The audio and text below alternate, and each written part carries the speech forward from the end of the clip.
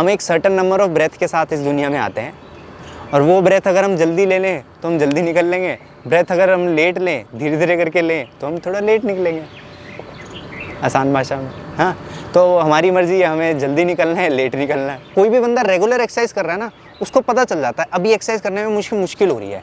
मुश्किल क्यों हो रही है? ब्रीदिंग हैवी हो गई है। अनफिट होने के रास्ते पे सबसे पहली चीज़ पता क्या होती है?